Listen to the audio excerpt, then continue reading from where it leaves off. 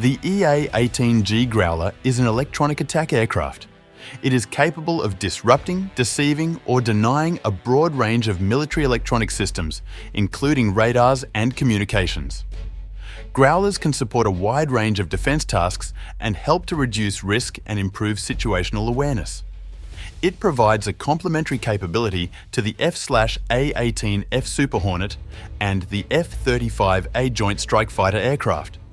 And the Boeing EA-18G Growler is an American carrier-based electronic warfare aircraft, a specialized version of the two-seat Boeing F/A-18F Super Hornet. The EA-18G replaced the Northrop Grumman EA-6B Prowlers in service with the United States Navy. The Growler's electronic warfare capability is primarily provided by Northrop Grumman. The EA-18G began production in 2007 and entered operational service with the US Navy in late 2009. Australia has also purchased 13 EA-18Gs, which entered service with the Royal Australian Air Force in 2017. 12 Growlers are controlled by No. 6 Squadron based at RAF Base Amberley and operate alongside air, land and sea forces. Initial Operational Capability, IOC, was declared in April 2019. The Growler's flight performance is similar to that of the F/A-18E/F. This attribute enables the Growler to perform escort jamming as well as the traditional standoff jamming mission, radar jamming and deception. Growlers are able to accompany F/A-18S during all phases of an attack mission. In order to give the Growler more stable flight for the electronic warfare mission, Boeing changed the leading edge fairings and wing fold hinge fairings and added wing fences and aileron tripper strips. The Growler has more than 90% in common with the standard Super Hornet, sharing airframe, Raytheon AN/APG-79 AESA radar and weapon systems such as the AN/AYK-22 Stores Management System. Most of the dedicated airborne electronic attack equipment is mounted on a plate in the space that used to house the internal 20mm cannon and on the wingtips. 9 weapon stations remain free to provide for additional weapons or jamming pods. The added electronics include AN/ALQ 218 wideband receivers on the wingtips and ALQ 99 high and low band tactical jamming pods.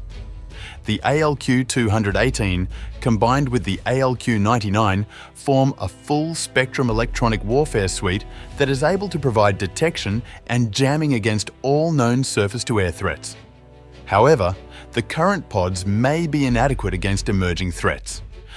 The E-18G can be fitted with up to 5 ALQ 99 jamming pods and will typically add 2 AIM-120 AMRAAM or AGM-88 HARM missiles. The EA-18G will also use the INCANS interference cancellation system that will allow voice communication while jamming enemy communications, a capability not available on the EA-6B. In addition to the radar warning and jamming equipment, the Growler possesses a communications receiver and jamming system that will provide suppression and electronic attack against airborne communication threats. The poor reliability of the ALQ 99 jammer pod and frequent failures of the built-in test, BIT, have caused the crew to fly missions with undetected faults. The ALQ 99 has also interfered with the aircraft's ASO radar and has imposed a high workload on the 2-man crew, along with reducing the Growler's top speed. Boeing is looking into other potential upgrades. The ALQ 99 radar jamming pod may be replaced in the future, and the company is looking into adding weapons and replacing the satellite communications receiver. The Growler is the initial platform for the next generation jammer, NGJ, which uses Active Electronically Scanned Array, AESA technology, to focus jamming power exactly where needed. The NGJ was to be implemented on the F-35. However, in May 2012, the US Navy decided to focus NGJ integration on the EA-18G for an expected in-service date of 2020 and defer work for the F-35. Boeing is also looking at exporting a Growler-like configuration without the jamming pods for electronic awareness rather than electronic attack. 3 Growlers networked together can generate targeting tracks for hostile radio frequency sources in real time, but this is difficult to arrange with the current minimum strength US Navy squadrons. Utilizing faster data links, the Growler could use its EW pods to accurately locate signal sources. In a group of 3 planes, when one detects a signal from a source such as a cell phone, the other 2 can also listen for the same signal, all 3 measuring the amount of time taken for transmissions to travel from the source to each aircraft to trilaterate the location to a very, very small area. By early 2015, the Navy had demonstrated this concept using EA-18S, equipped with Rockwell Collins Tactical Targeting Network Technology, TTNT, and ALQ-218 receivers to acquire emissions from a target vessel and target it from a standoff range without using their own detectable radar emissions. Boeing announced on the 1st of December 2015 that they would upgrade Navy EA-18Gs with the TTNT data link. Following US Navy missions in Operation Odyssey Dawn during the 2011 Libyan Revolution, the Royal Australian Air Force decided to add the Raytheon ATFLIR, forward-looking infrared, pod to their order of 12 Growler aircraft.